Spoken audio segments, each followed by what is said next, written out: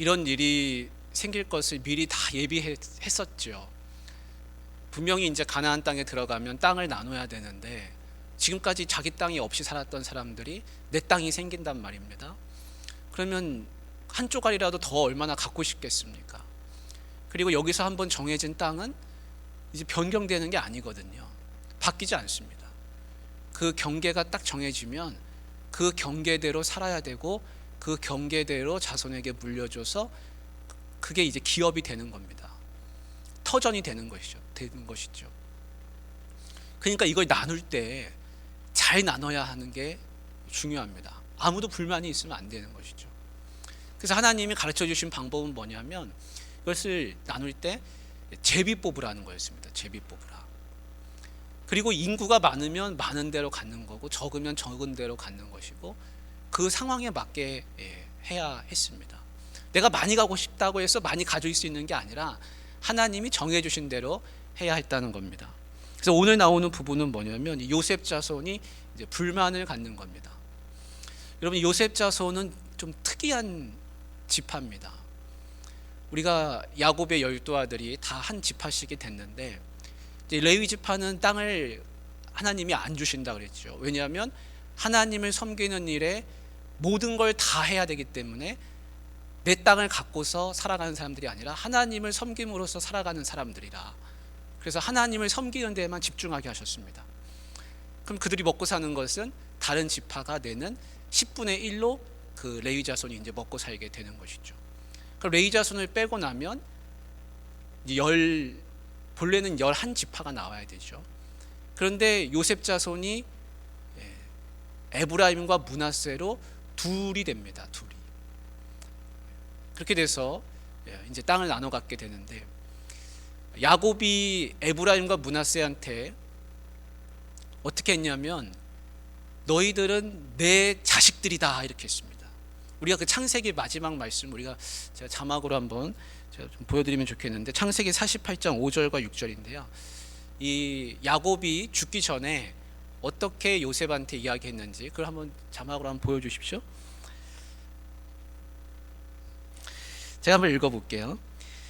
내가 애굽으로 와서 내게 이르기 전에, 같이 한번 읽을까요? 시작. 내가 애굽으로 와서 내게 이르기 전에 애굽에서 네가 낳은 요셉한테 네가 낳은 두 아들 에브라임과 므낫세는 내 것이라. 르우벤과 시므온처럼 내 것이 될 것이요 이들 후에 네 소생은 네 것이 될 것이며 그들의 유산은 그들의 형의 이름으로 함께 받으리라. 그러니까 르우벤과 시므온이 누구냐면 야곱의 첫째와 장자와 차자가 르우벤과 시므온입니다. 그러니까 르우벤과 시므온처럼 요셉 네가 낳은 에브라임과 므낫세는 내 아들들이다. 내가 양자로 내 자식으로 삼는다 그랬습니다. 원래는 므낫세가 먼저이고 그 동생이 에브라임입니다. 근데 순서를 바꿔서 에브라임을 오른손으로 축복했습니다. 그리고 에브라임을 앞세웠습니다. 그래서 에브라임과 므낫세는 내 자식이다. 야곱이 죽으면서 그렇게 이야기를 해줬습니다. 자, 그러면은 이렇게 이제 한번 생각해 보십시오. 원래 장자는요 2배의 축복을 받게 되어 있습니다. 자식이 아무리 많이 있어도 장자는 장자기 때문에 다른 형제들에 비해서 받는 유산의 2배 몫을 장자가 받게 되어 있습니다. 그런데 첫째가 르우벤이지 않습니까? 야곱의 첫째는.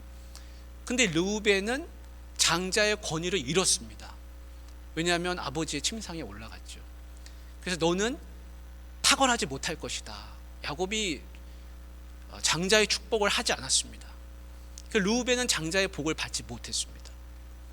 그러면 장자는 2배의 복을 받아야 되는데 르우벤이 2배를 못 받는 거 아닙니까?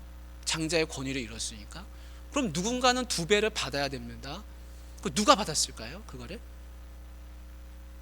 오늘 나오잖아요. 에브라임과 므낫세가 받는 겁니다. 원래 요셉이 11번째 아들이지 않습니까? 야곱의. 그런데 요셉의 두 아들을 내 자식으로 삼겠다는 건 뭐냐면 요셉한테 두 몫을 준다는 거 아니겠습니까? 그러니까 르우벤한테 줘야 될 이 장자의 2배의 몫을 누구한테 주냐면 요셉한테 주는 겁니다. 요셉의 한 명의 아들을 내가 아들로 취하는 게 아니라 요셉의 두 아들을 내 아들로 취하지 않았습니까? 그러니까 요셉한테 돌아가는 몫이 두 배가 되는 겁니다. 그래서 르우벤은 장자의 몫을 받지 못하고 요셉의 자손들이 에브라임과 므낫세가 이 야곱의 아들처럼 마치 되어서 야곱의 분깃을 받게 됩니다. 그래서 마치 에브라임과 므낫세는 특별한 대접을 받게 되는 것이죠. 마치 꼭 장자처럼. 영적인 장자는 사실 유다입니다. 유다. 왜냐하면 야곱이 축복할 때 유다한테는 이런 축복을 했습니다. 그 창세기 49장 8절에 있는데요. 자막으로 있으면 보여주십시오. 같이 읽습니다. 시작. 유다야, 너는 네 형제의 찬송이 될지라. 네 손이 네 원수의 목을 잡을 것이요 네 아버지의 아들들이 네 앞에 절하리로다. 아멘. 이렇게 되어 있습니다. 여러분, 원래는 형제들이 누구한테 절을 해야 되죠? 장자한테 해야 되죠. 장자한테, 제일 맏형한테. 두 배의 복을 받는 르우벤한테 하는 게 원래는 맞습니다. 근데 르우벤이 그걸 잃어버렸습니다.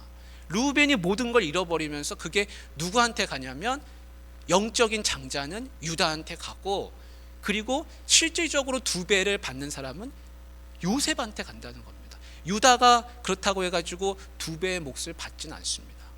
유다는 유다대로 받는 거예요. 근데 요셉의 자손은 두 명이 왔으니까 두 사람 몫을 주지 않습니까? 그렇게 해서 이제 요셉의 자손 에브라임과 므낫세가 이제 그런 복을 받게 되는 겁니다. 그 왜 그렇습니까? 왜 요셉한테 그렇게 야곱이 집착합니까? 축복을 하고 싶어 합니까? 그거는 다른 게 아니라 요셉 때문에 애굽으로 가지 않았습니까? 요셉 때문에 다 살은 겁니다.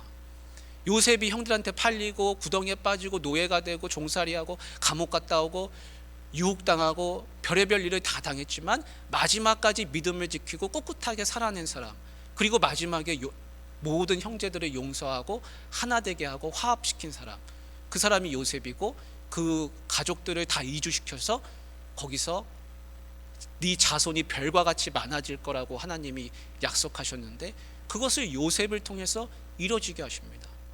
모든 나라 사람들이 그 가뭄을 다 이겨낸 것이죠. 흉년을. 그 요셉한테 하나님이 복을 주십니다. 그래서 에브라임과 므낫세가 이렇게 복을 받는 겁니다. 그 요셉의 믿음으로 인해 가지고 생겨난 복인 것이죠. 그 야곱이 그렇게 축복을 했습니다. 근데 이제 드디어 땅을 이제 분배하는 시점이 온 겁니다. 땅을 분배하는데요, 우리가 땅을 분배할 때 기준은 하나님이 정해 주셨습니다. 뭐냐면 많으면, 인구수가 많으면 많은 대로 받고 적으면 적은 대로 땅을 받는다는 것이고, 땅의 위치는 제비를 뽑아야 한다 그랬습니다. 내가 내 마음대로 갖고 싶은 땅, 이거는 참 좋은 땅이라 내 거다, 이렇게 할 수 없다는 겁니다. 기준은 정해져 있습니다. 근데 우리가 한번 그럼 인구수를 한번 봐야겠죠. 왜냐하면 지금 뭐 때문에 불만입니까? 이 요셉 자손들이 나와 사는 말이, 왜 우리는 땅을 조금 주냐는 겁니다. 우리는 이렇게 수가 많은데 왜 조금 주냐, 이게 지금 불만이지 않습니까? 그러니까 그 불만이 진짜 타당한 불만인지 아닌지를 우리가 한번 생각해 봐야 한다는 겁니다. 근데 이거는 이제 인구수는 민수기에 보면 나와 있죠. 그 민수기 한번 보십시오. 지금 이제 이걸 다 우리가 찾아서 볼 수 없기 때문에 표로 이렇게 정리해 놨는데 여기는 앞에 안 보이네요, 그죠? 저는 지금 딱 보이는데 이것도 한번 뒤에 한번 보여주십시오. 여러분, 숫자가 지금 보입니까? 예, 숫자가 잘 눈으로 보이셔야 되는데, 여러분 이거를 제일, 그러면 위에 보면은 지파가 있고 1차 조사, 2차 조사, 증감 이렇게 되어 있습니다. 그럼 1차 조사는 뭐냐면은 1차 조사는 출애굽을 하고 나서 바로 계수를 한 겁니다. 출애굽하고 나서 민수기에서는 숫자를 셌습니다. 그리고 한 26장쯤 가면은 가나안 땅 입성을 앞에 두고서 숫자를 다시 셉니다. 왜냐하면 40년 동안에 그동안 세월이 흐르지 않았습니까? 이 숫자를 왜 세냐면 들어가서 땅을 나누려면 이 숫자가 필요한 겁니다. 그래서 민수기가 있는 것이죠. 근데 이제 제일 많이 나오는 숫자가 누구죠? 2차 조사를 한번 보세요. 왜냐하면 40년이 지나고 나서니까요. 2차 조사가 40년 지나고 나서 어떻게 변했는가. 제일 많은 사람이 지파가 어디입니까? 유다죠. 유다가 7만 명대잖아요. 7만 명대. 그 밑에가 누굽니까? 단. 이렇게 돼 있죠. 그 밑에 이사갈 쭉 이렇게 돼 있습니다. 그러면 제일 맨 밑에 보면 누가 있습니까? 시므온이 있습니다. 시므온. 그래서 이 시므온이라고 하는 지파는 땅을 분배받을 때 유다 지파 안에서 자기네 땅을 갖습니다. 그러니까 독립된 땅이 아니라 유다 지파에 얹혀서 살아가는 사람들이 됩니다. 왜 그렇습니까? 수가 얼마 안 돼요. 수가 제일 많이 줄었잖아요. 2만 명대로요.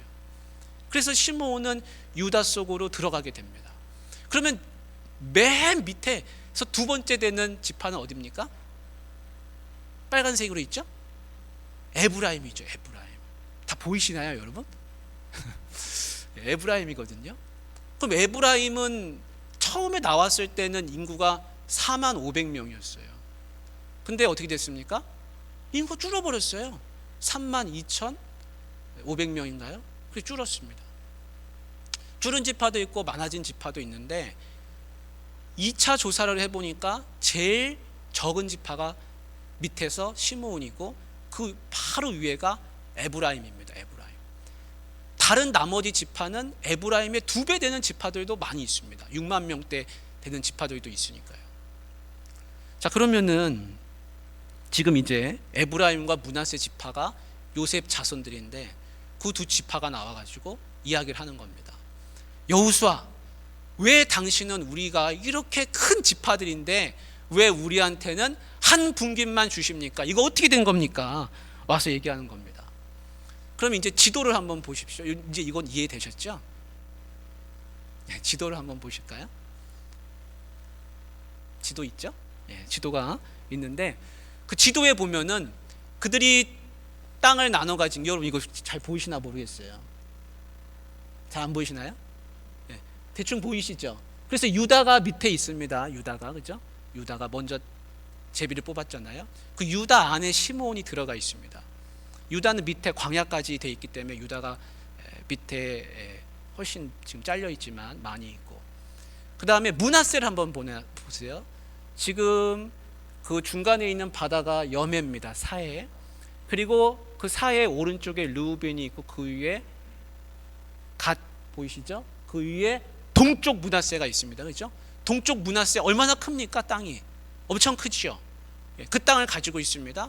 그리고 서쪽 므낫세가 있습니다. 서쪽 므낫세 약간 노란색으로 왼편에 있습니다. 그렇죠? 므낫세가 땅을 많이 가지고 있습니다. 아까 그 인구수에서 보셨지만 므낫세는 많아요, 인구가. 그리고 요단강을 건너기 전에 우리에게 땅을 먼저 달라 그랬습니다. 그 땅을 먼저 받고요. 그리고 나서 건너가서 싸우는데 앞장서서 싸웠습니다. 그리고 거기서 땅을 얻고 자기네도 거기서 또 땅을 받습니다. 그래서 동쪽 므낫세와 서쪽 므낫세 이렇게 양쪽으로 나눠져서 므낫세 지파는 땅을 많이 받았습니다. 근데 그 밑에 서쪽 므낫세에 밑에 보면 누가 있습니까? 거기 에브라임이 있습니다. 에브라임은 땅을 어떻게 면적이 큽니까? 작습니까? 크다 작다 이걸 사실 따지기가 어려운 게 자기네 상황에 맞게 받은 겁니다.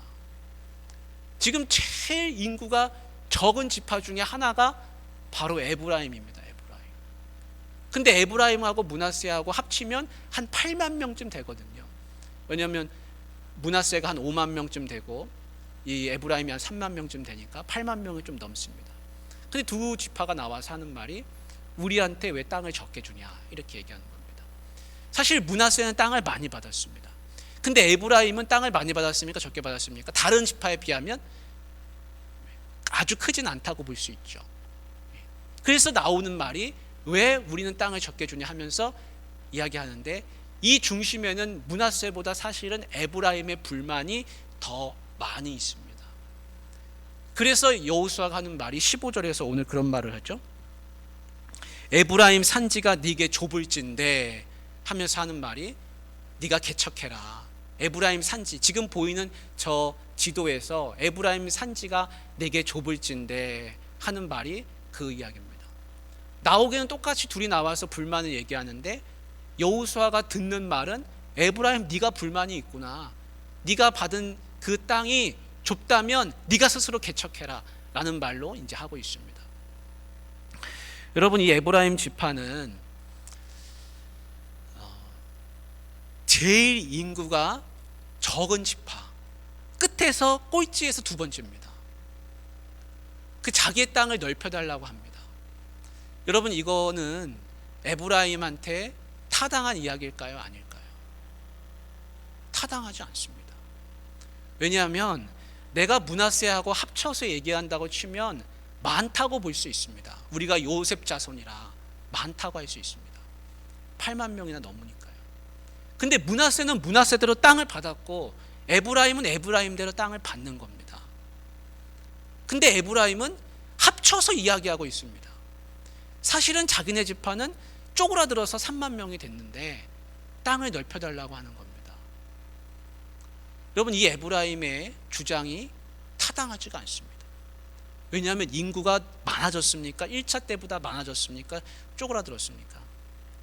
인구가 줄어들었어요.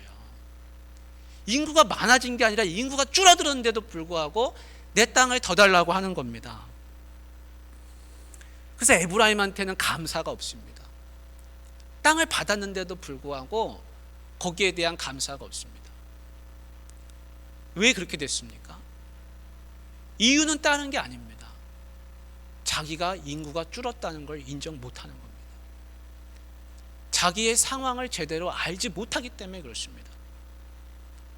그리고 내 옆에 있는 므낫세는 많이 받았거든요. 동쪽에서도 받고 서쪽에서도 받고. 왜 많이 받았습니까? 그건 다른 게 아니라 인구가 많이 늘었어요. 늘었을 뿐만이 아니라 므낫세 지파는 왜 그렇게 먼저 동쪽 땅을, 요단강 오른쪽 땅을 먼저 받았습니까? 먼저 받는 대가로 앞장서서 싸우겠다고 약속하고 그 약속을 지켰습니다. 그래서 받는 겁니다. 공짜가 없습니다.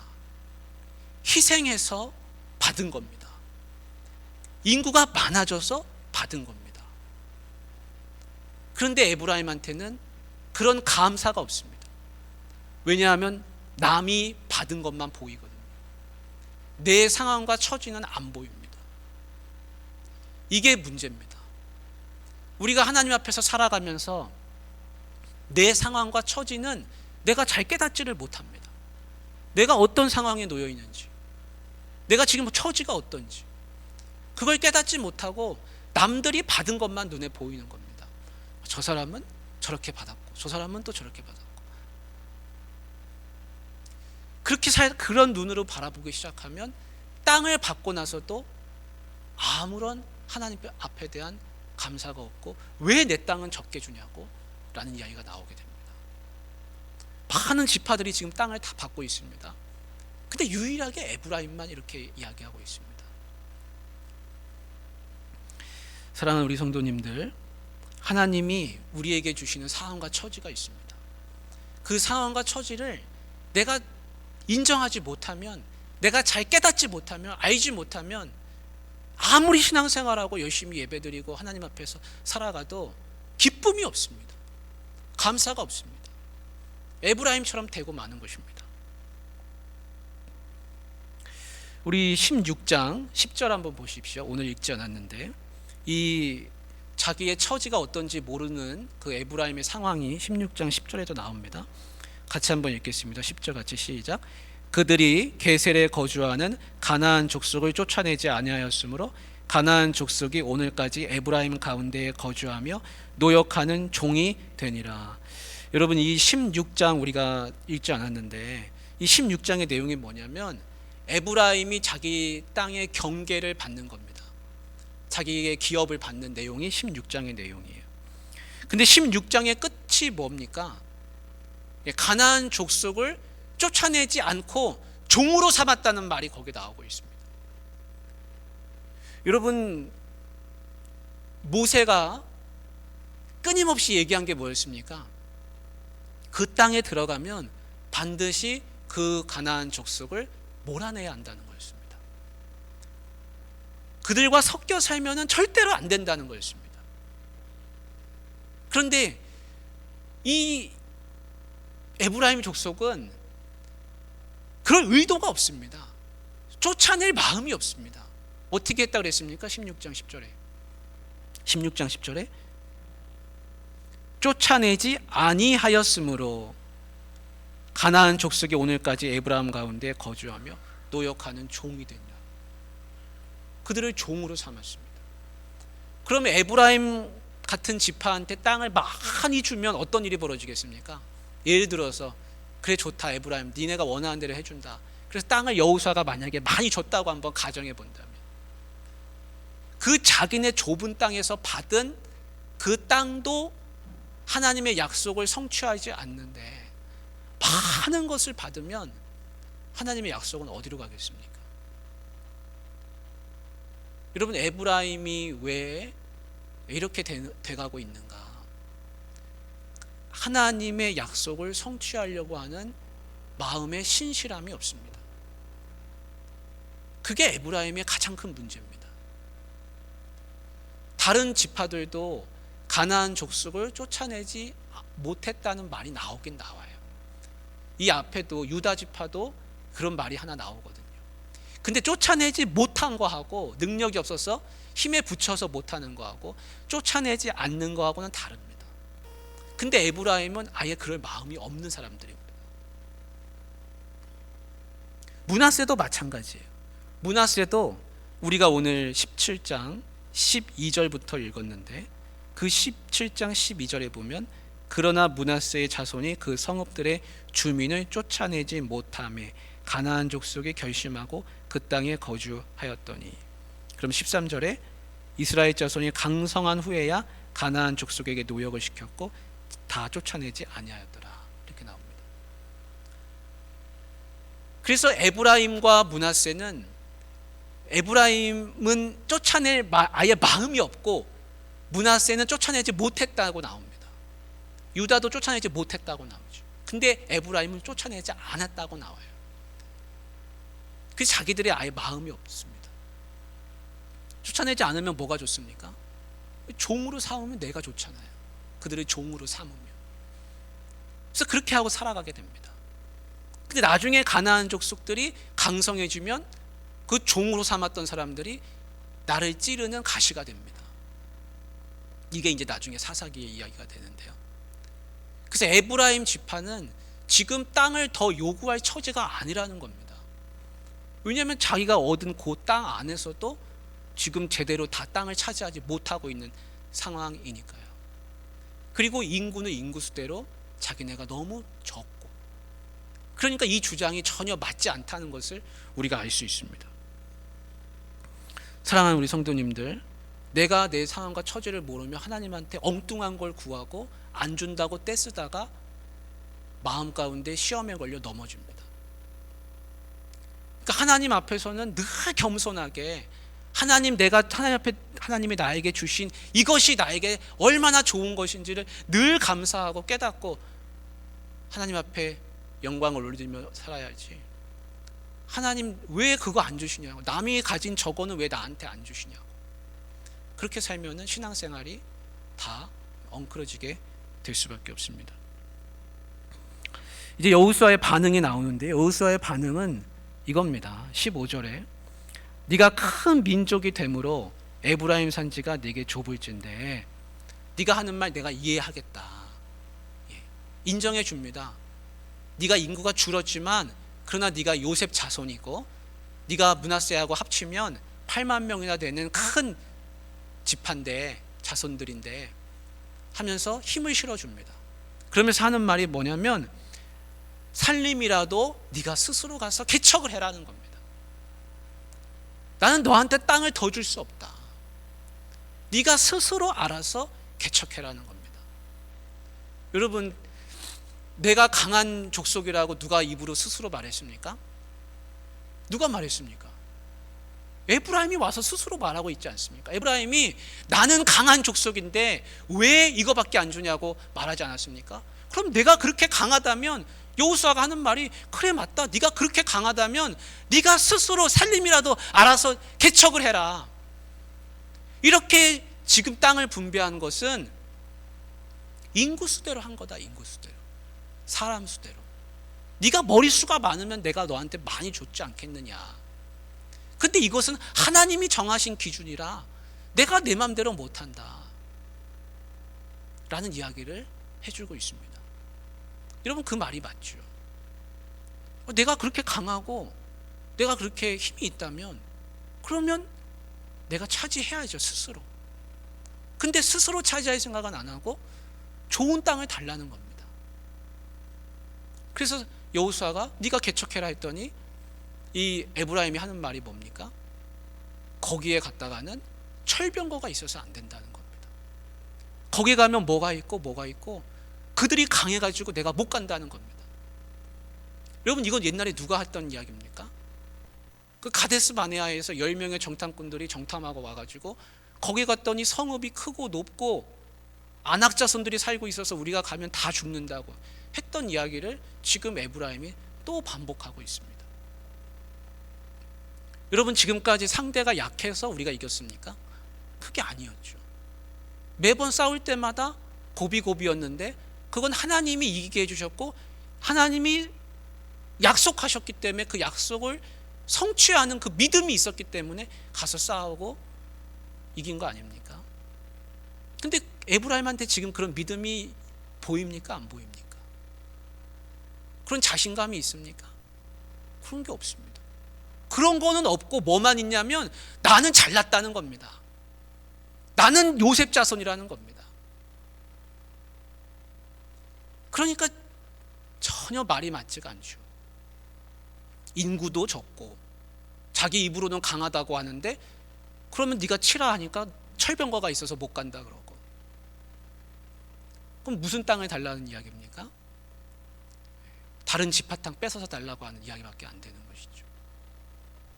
그러니까 에브라임 이야기는 전혀 맞지가 않습니다. 그래서 여호수아가 하는 말은 아니다. 네가 그렇게 땅이 필요하다면 너 할 수 있다. 그래서 오늘 하는 말이 그거 아닙니까? 17절에 같이 한번 읽겠습니다. 17절 같이 시작. 여호수아가 다시 요셉의 족속 곧 에브라임과 므낫세에게 말하여 이르되 너는 큰 민족이요 큰 권능이 있은즉 한 분깃만 가질 것이 아니라 산지라도 살림이라도 다 네 것이 되리니 네가 개척해라. 끝까지 네 것이 될 것이라. 여호수아가 해줄 수 있는 말은 이거밖에 없습니다. 너 믿음을 가지고 네가 나아갈 수밖에 없다. 네가 그렇게 원한다면 믿음을 가지고 전진해서 가서 개척하고 싸워서 이겨라 라고 이야기해 주는 것입니다. 여러분, 여호수아가 지도자 아닙니까? 여호수아가 어느 지파 사람이죠? 여호수아가 에브라임 사람이에요. 에브라임. 그럼 여호수아는 마음이 어떻겠습니까? 아유, 내 형제들이 그렇게 와가지고 그거밖에 못 받았다고 지금 하소연을 하는데 얼마나 주고 싶겠어요, 마음 같아서는. 에브라임도 그런 속내가 있었는지도 모릅니다. 에브라임 이 여호수아도 우리 지파 사람이니까 이야기하면 좀 떼줄지도 모르겠다. 근데 여호수아가 그렇게 떼주면 어떻게 됩니까? 그럼 모든 게 다 막 끝장나는 것이죠.